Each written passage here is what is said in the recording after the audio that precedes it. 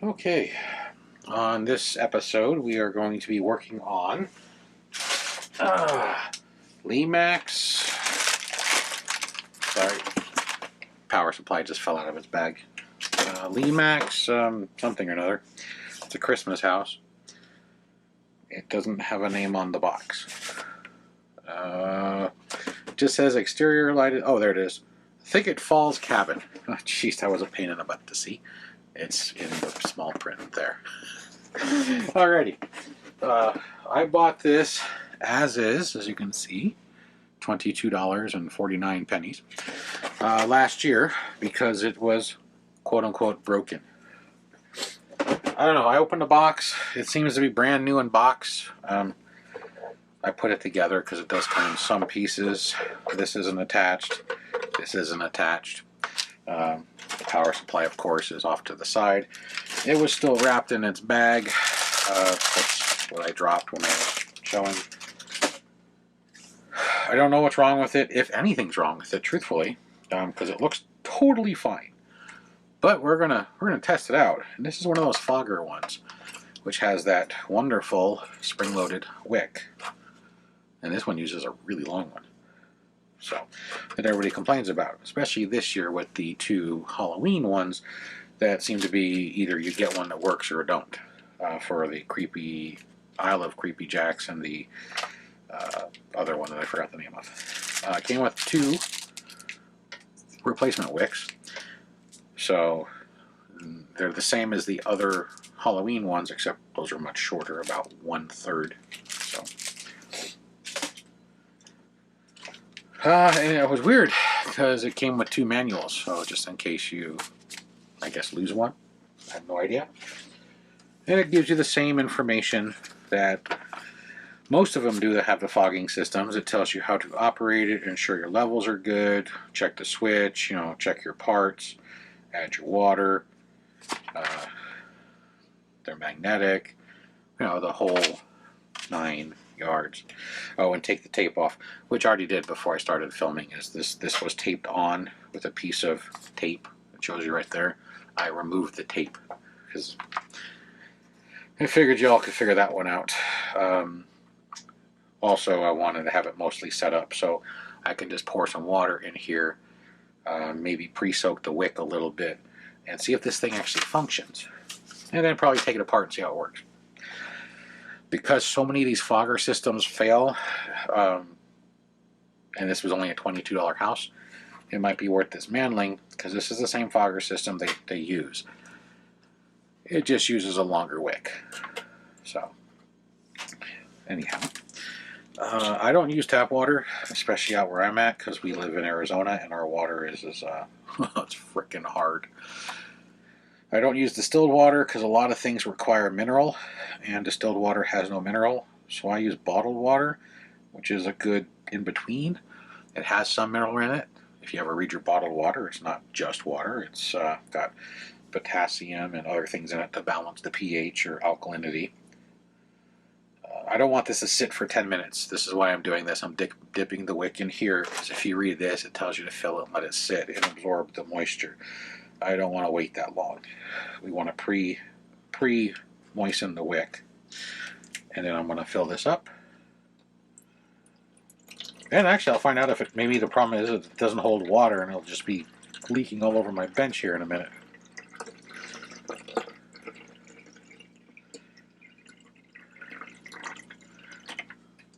Hopefully that's enough. We're going to find out. Just turn it on. Oh, it does light up. It might be really hard to see now. But I'll turn on this. And I have no light.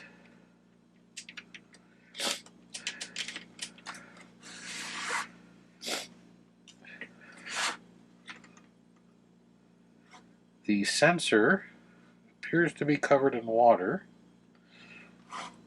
There's some grit floating around there. I wouldn't drink it. So that's probably why it's broken. I'm wondering if somebody burned it out, or maybe the cap's not on it.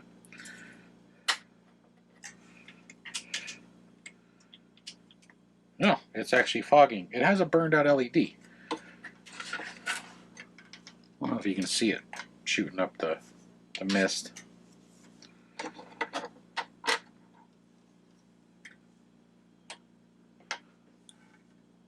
You can kind of see it. It's not super strong. I mean, it's just a chimney. There. Now you should really be able to see it because I'm shooting into the light's path. So, but the LED light's not working. It's supposed to be on. It's supposed to be red, which is right where my finger is. Red when it's on, and flashing if there's a problem. And, well, it's not working.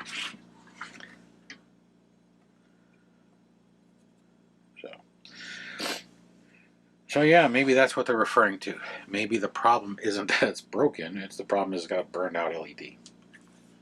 Which, okay. It's not a big problem, but sure. It's visually functioning just fine. It just has a bad red light so far.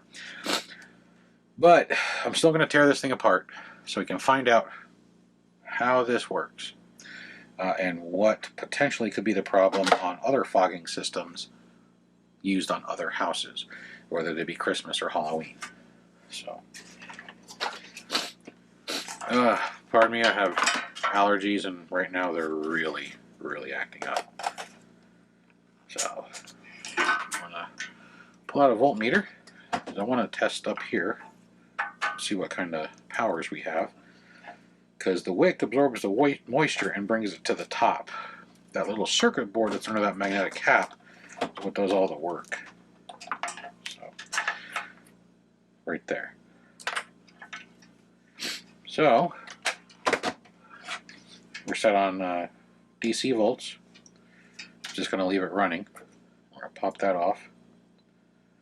And the two contacts right there are the power.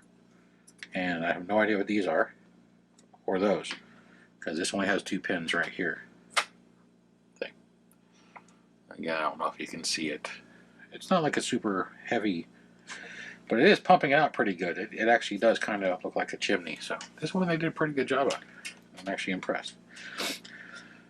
Alright, so this is just free flow voltage. It happens. So pop that back off. And we're going to touch these two contacts here. And I'm getting 1.8 volts basically. These two contacts here, no voltage. These two contacts here, 1/8 of a volt. Oh, and there's two contacts right here by this screw, which I'm assuming are nothing because the screw would be shorting them out. Yeah. And your fogger's right there, which works fine. So for the fogger, to see that disc that's causing the mist, I'm going to set on ohms, and I'm going to ohm out these two contacts right here, these two gold pins.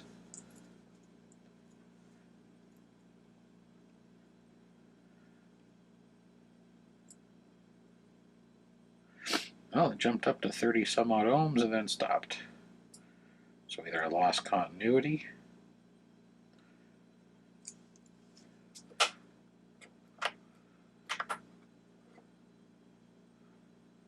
lost the magnet,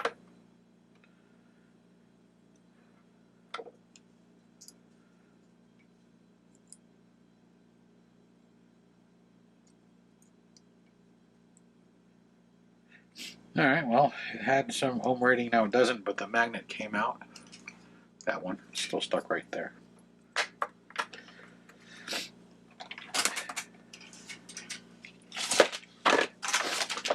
So, I'm going to pause this and get a bowl so I can pour all the water out. I don't feel like tipping this over on my bench and having all the water go everywhere. I do have electronics on here. I'd prefer not to short out. So, I'm going to go get a bowl. I'm going to try and get as much of this water out of here as possible, and then I'm going to open the house, and we're going to check out all the circuitry, and I'll probably disassemble this thing, because this is the part that makes the steam, or mist, the faux smoke. This is just the power transfer, and the wick, the top of the wick being wet, allows that to come out. So, Anyhow, I shall return in just a moment once I get myself a bowl. Okay, got a bowl. So we're going to try and do all this on camera so you know that I'm not doing something off camera that's different. So I'm going to turn this off.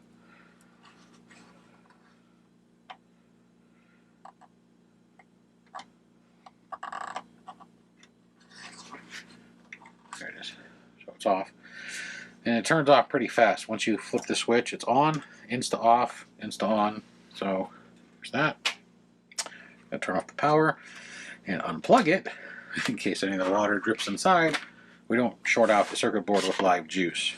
So, of course, I don't believe it does. I don't think it comes with a drain. Nope. So it looks like I got to pour all the water out of this. Now I'm going to pour it out sideways because of this. This sensor mechanism, if I try and pour over, it might pour down inside as it follows the edge. So.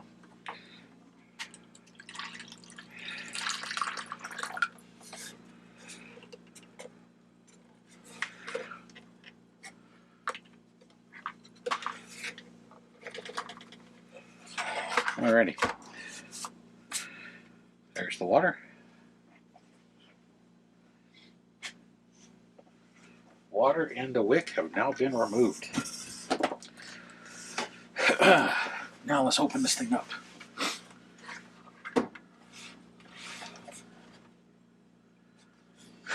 It looks like it's just going to probably be 4 screws and probably a whole bunch of glue.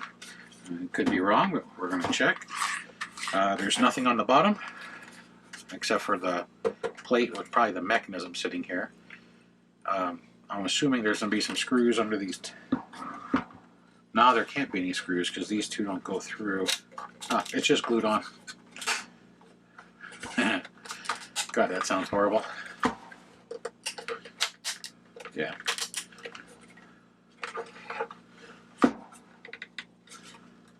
So I'm going to slowly start separating the house, and probably going to need some assistance here with the mechanics.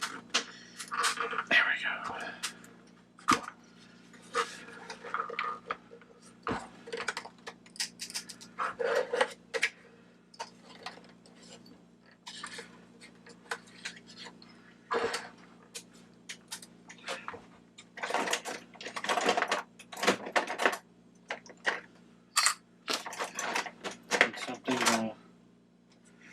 Slightly stronger. See if this will do.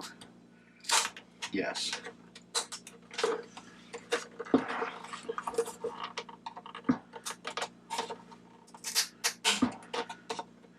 I do this so you don't have to, unless yours is broken.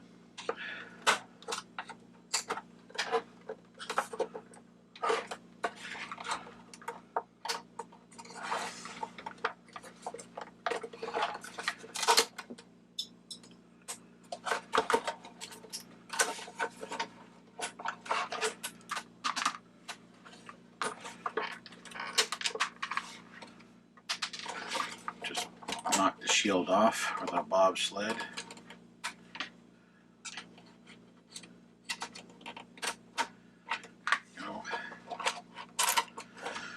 So the last thing that was holding it was a wire, a couple of wires. Got a wire here, which is for the fire, and I think that's the only thing that's holding it in place right now. Let me see if this comes out. There we go. Alrighty. So, you do have to break the house free. I did break the arm off the armchair, which landed on the floor, so I'm going to have to find that. My thumb did break off the small piece of glue that holds that on, so that's not a huge deal. The fireplace, you got to be careful up here. This piece is supposed to be glued inside. It came out. I might have to repair the LED. I'm going to plug it back in and see if it works. Here's your reservoir, which is nice about this one is it's completely self-contained. You notice it's a reservoir that's just, it's glued into the base. I know, like on the Isle of Creepy Jacks, the porcelain base is the reservoir. So if you have a very porous base or a hairline fracture, it leaks. This is kind of nice that it has a self-contained reservoir with your fill port and your wick port. And it kind of looks like this sending unit should technically just slide out. I don't see any adhesives. It looks like it's just got a finger. Yep, it just has a finger.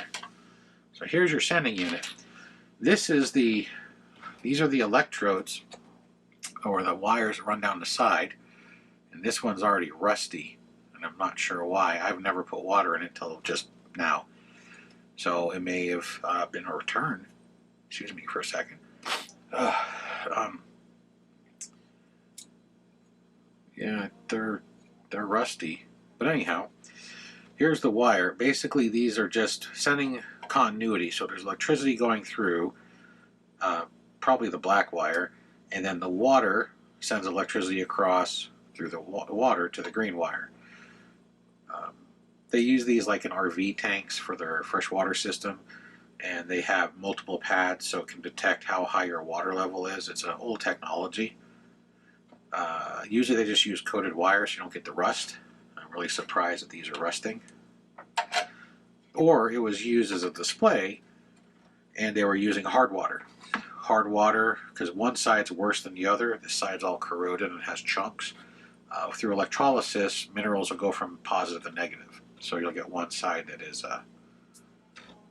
coated and one side that's not.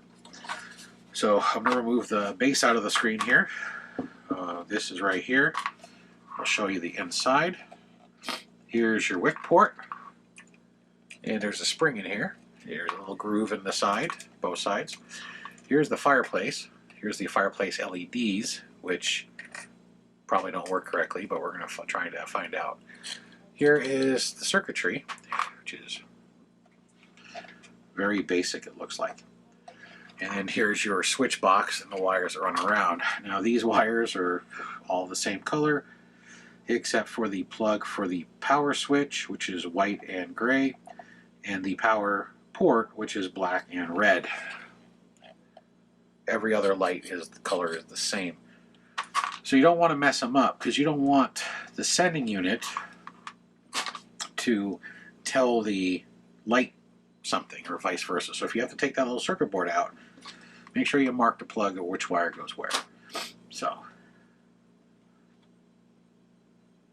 and then the piece on the top of the chimney is just basically a little circuit board with two contacts.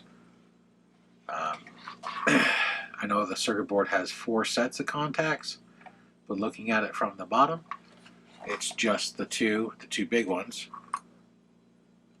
that send the signal up to the cap.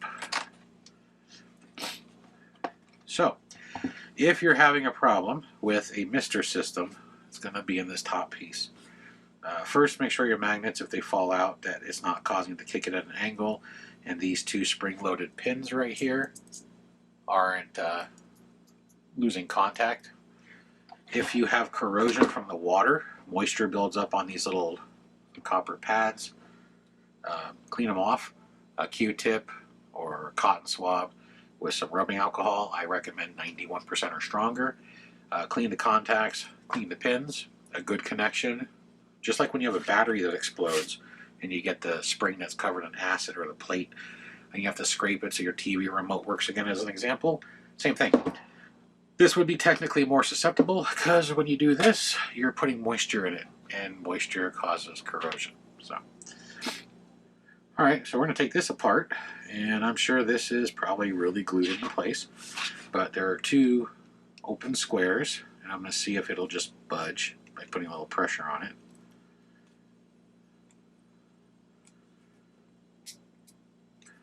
Kinda. Let's try this way. I'm getting some flex, but not a lot. There we go. So, just working back and forth, moving it side to side, trying to break its adhesion.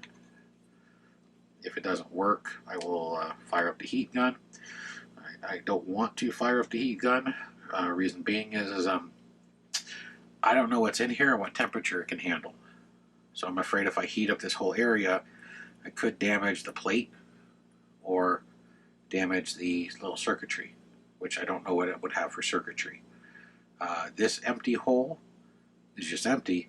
This hole on this side, I can see a red wire and a black wire. So I know that this side, the pins go this way to this corner where the magnet still is, and this side, which has no magnet, has nothing. So,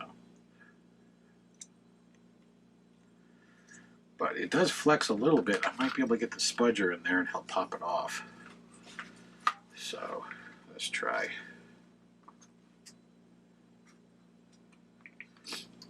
If not, maybe I can get the spudger in here to cut through the glue. So that spudger is all the way in, all the way up to the top. It's one of the advantages of spudgers. They're small, thin metal.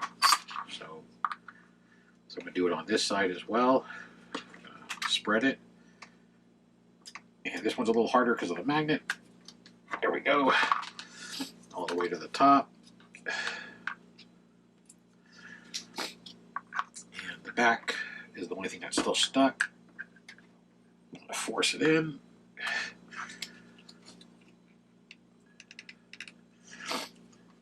And pull it back out.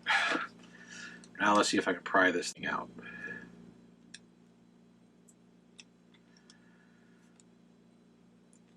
There's a chance there's still some glue on the corners.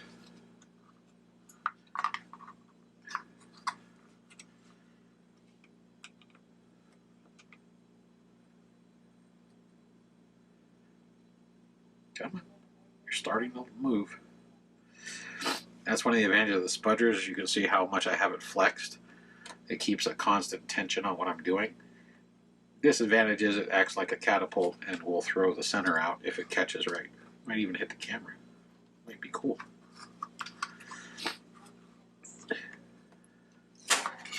That or it'll hit me in the head. So here's the side with the wires. Maybe a little bit more careful. Almost.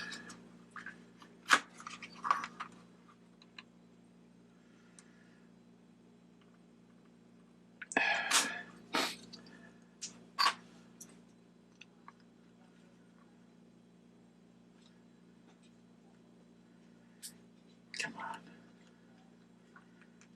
Looks like I might have to fire up that heat gun. See if I can get it to stretch out.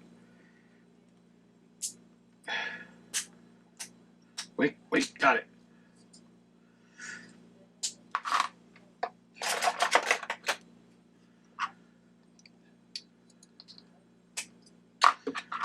And it just fell back in. Come on. Huh, there's a little groove right here.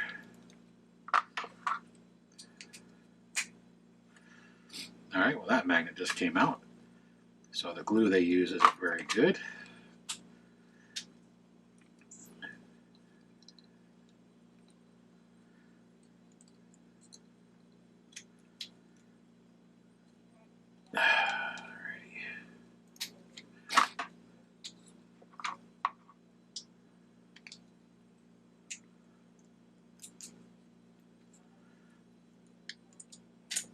Got it. Alright. Here's what we got. So there is no circuitry. It just has the two pins going up the two wires, red and black, which then goes to this disc, which I believe they call it a bimetallic disc, that sits inside of this rubber gasket, which also had a drop of glue, which is right there in that corner. Might be hard to see, maybe the reflection. That's why I couldn't get it to pop out, is because they actually glued this in, which is also glued right here. That's the corner. See how it's so let's put the disc back into its rubber. So I think what's happening, and I'll have to look it up to verify because it's been a while since I've dealt with a mister or fogger system like this, is the disc is vibrating and getting hot, or it's getting hot, and it causes the steam because of the heat or the mist. but I will verify before the end of this video.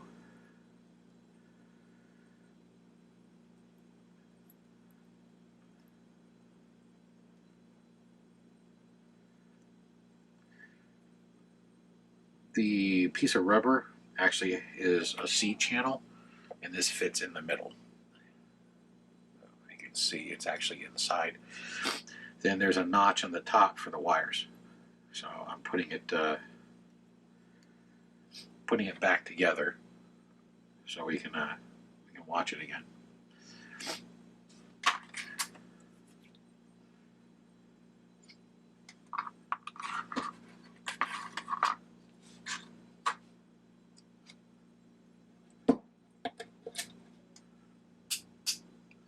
There's the two magnets. There's the cap. Get that out of the way. What I'm going to do is I'm going to put the wick back in here and see if it'll generate with just this cap on, like so. I'll have to push it down because without the magnets holding it onto the contacts, it won't stay. So we're going to see if we can make it generate open. It's one of the reasons I put the wick in the bottle or the thing of water.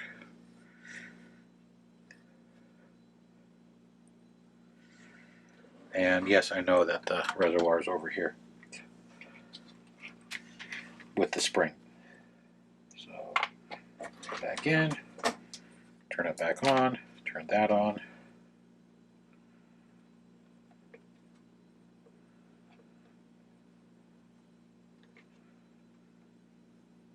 There it goes. So she's steaming, and then it'll stop. So I'm going to turn that off.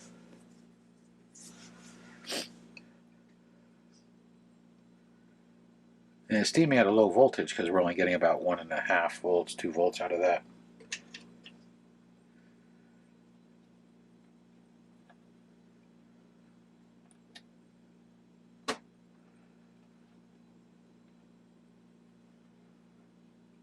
Hey, the red light's flashing now.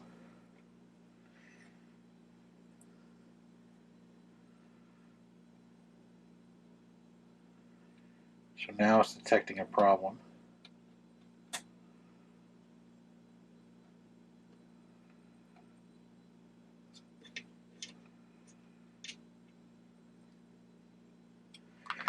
The other problem it might be detecting is those two sensors are dry. Sorry, again, allergies. So, bring back that big old bottle of water. Light quit flashing. So it was detecting that those became dry, which is why she quit working. So technically if I push this back in, it should start back up.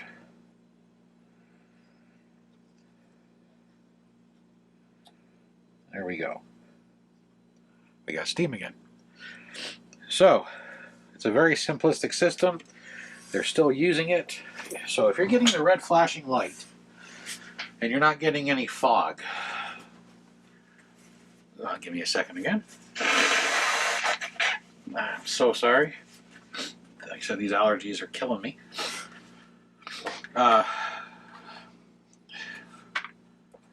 First thing I would do, check these contacts, make sure they're clean.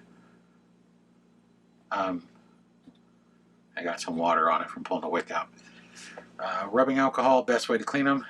This disc, unless these wires are damaged, these two little itty bitty wires, which means you'd be prying it out of its cap, because that's going to be your biggest problem, is just this here. And it's probably not brand new out of box unless it's corroded. And actually the fireplace is working just fine. I thought I damaged it, but no, it's working like it's supposed to. So, here's the light. It pulsates on and off. So we're good. Next, and that's easy to fix if you break it. You don't have to put in a little piece of LED tape. You can actually just put in an orange LED. Anyhow, back to the mister, because that's our biggest issue. The second thing, which is going to be a lot harder to check on the newer houses that are fully enclosed porcelain houses, is going to be your sending unit, your sensor, water level, water sensor, whatever you want to call it. Right now it's flashing red. As you can see, hopefully, I'll turn off this light, might make it easier. There we go. Hopefully you see the red light flashing right here, right there, and then watch. Once these dry out, so I'll dry them real quick. Flashing red. Oh, there we go. Oh, apparently I'm also shorting them out with my fingers by touching the edges, which are hot. So, or it was. So anyhow, you gotta find these. I have no idea where they are inside the aisle of Creepy Jacks on the other one. I'd have to look inside. I'm assuming it's somewhere in the back of the pumpkin head, because it's porcelain. It doesn't have a separate reservoir like this one did. But it's possible that these, God, I hope not, are coming factory corroded and are dirty, or these came off. These are crimped on. These are crimped on connections on this as an example. I'm assuming the new ones also have crimped on connections, and I'm wondering if, there you go, see, it shuts off once it's back in water. I'm assuming the reason it's back on is because it came out of the water, but if I just turn it around and stick it back in the water, the light will stay off. Which means I should be getting power at that top piece again, just to verify. Put it back on DC volts. So this could be a way to check it too. The aisle of Creepy Jacks, the whole mechanism slides out the side so you can get to your wick and the cap, of course. And then find the two big contacts that those two metal pins go to, get out a voltmeter, and 2.36 volts. It doesn't matter if it says negative or positive, it just means that I'm touching them in the wrong direction. So we'll pull this back out, get the water off of it. I got a flashing red light again, which means now my voltage should be 0. 0.1 volts, 0.9 volts, 0, basically 0. It's called float voltage. So if you're getting a flashing light and you have a good connection on the cap, and you have a moist wick, and you have a voltmeter, and you can touch those two contacts and you have 0 volts, or 0.1, basically no power, then most likely your problem is going to lie in the water sending unit, which is 2 wires on 2 pins, and the 2 wired pins are supposed to be, you know, lower corrosive content than just 2 wires sitting in water. So you'd have to probably get a flashlight, look inside where your water is filled, and see if you can find something that has 2 metal contacts that is sitting inside the water. And that's probably where your problem's going to come in on the aisle of Creepy Jacks. And the other one that I still can't remember the name of, because, you know, I don't remember a lot of things, especially if I don't own the piece. What I want to do real quick is I just want to see if there's a voltage on these 2 pins. I'm assuming there would be. They could just be using it for continuity. Yeah, they're just using it for continuity.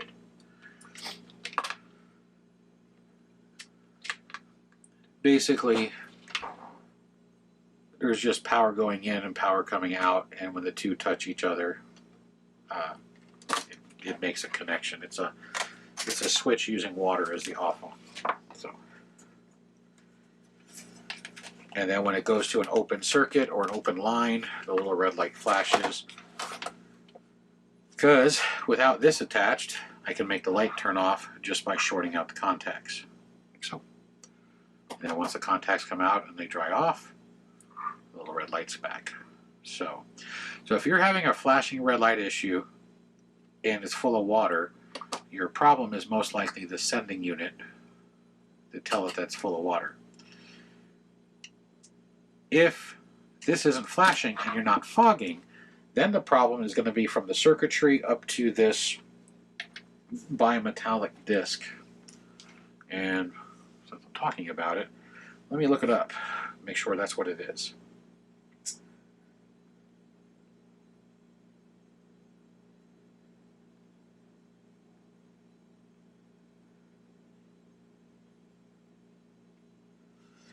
So,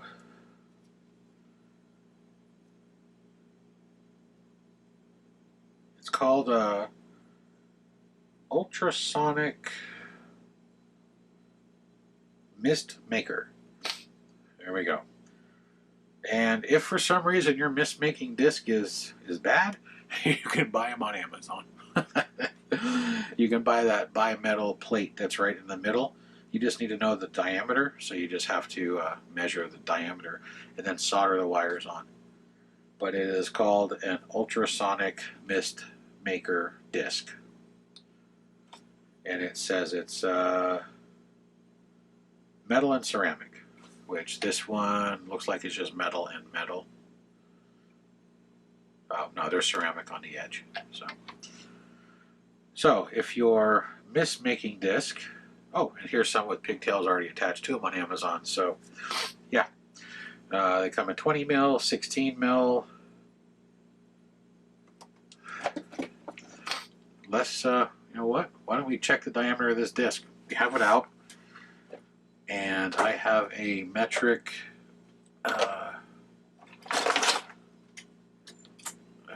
caliper here. Just got some stuff on top of it I got to clear off.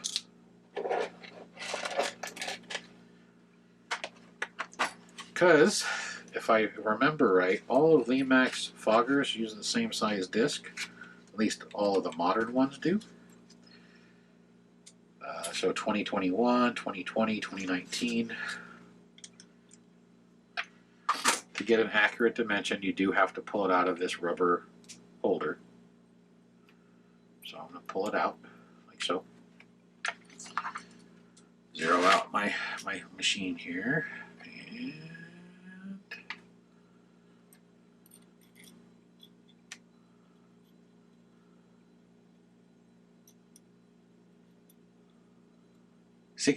And this one says it's 16.02 millimeters. So 16 millimeters is your dimension. So if you technically have the Isle of Creepy Jacks, or the other one I keep forgetting, this house from last year for the Christmas stuff, or any other Mr. System from Lemax, you technically can desolder.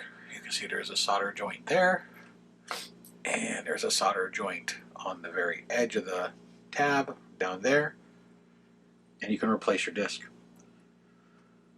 And this a 6-pack is like $8, so this would cost you about $1.50, which is a cheap fix if your disc is bad. So that works out pretty good. So if you have a bad disc, go on Amazon, buy a 6-pack. Then you have plenty of spares, especially if you screw up soldering and you damage the disc. You got a couple of backups. Just don't screw it up 6 times. Then you have to buy another pack. If your light is coming on and you know that your contact's good, then try and find the water sensor. Right here. On this one, it's this long one because it fits down that hole. That's off camera. It fits down that hole. And then you can fix that, hopefully. Hopefully you can fix it with a pair of long needle nose pliers or tweezers going through the hole, since you probably don't want to tear it apart because that's a ceramic house and this one here is a plastic house. And plastic is, oh, well, I mentioned it in the live stream.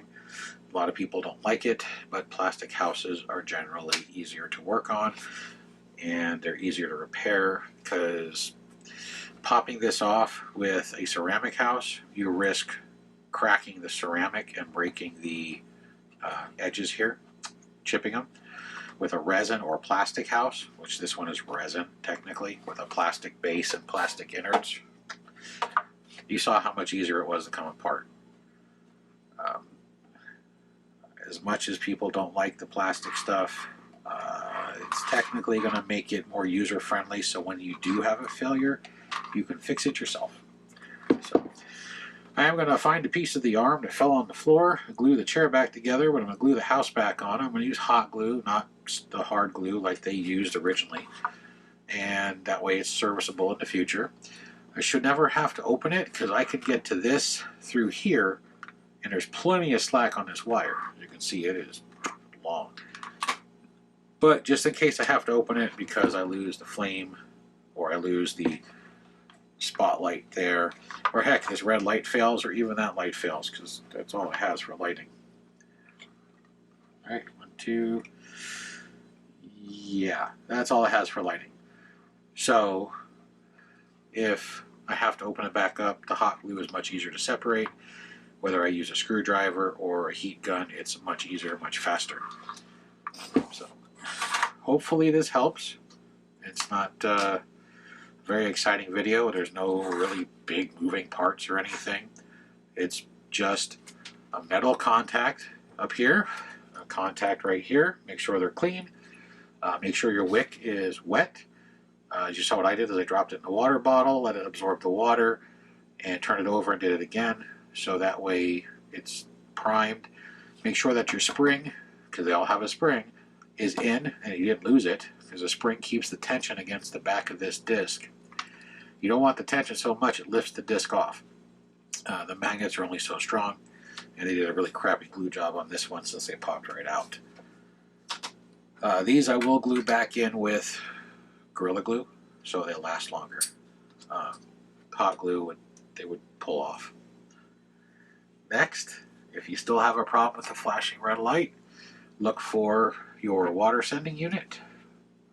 And, well, if you can find it, check those connections. Check these. Make sure they're actually touching water and they're not like this, where this one's on the water and this one's not, you know, bent out of shape. And worst case scenario is you're going to have to open the unit and trace the wire, because there is a possibility, just like on this one, because this wire is so long, because it has to go up here, like so, that when it was slid in, this got caught and it cut one of the two, or both, on the edge of the piece. Like the Isle of Creepy Jacks and the other one, I believe, are all ceramic. I know the Isle is because I own that. Where the water goes, not the whole thing, just where the water goes. And ceramic is much more jagged than resin and plastic. So there's a possibility if you have one that isn't functioning or functions intermittently, and you're getting good power and you have a good contact at the top of your ultrasonic disc, that maybe the wire got pinched when the thing was assembled. So hopefully this helps. If you have any questions, concerns, whatever, post them below, send an email, what have you. I try to respond to everything when I can. But there you go. This was the Christmas Thicket cabin that I bought because it was broken. And it's probably broken because this is corroded and it works totally fine. So, go figure. Anyway, that's it.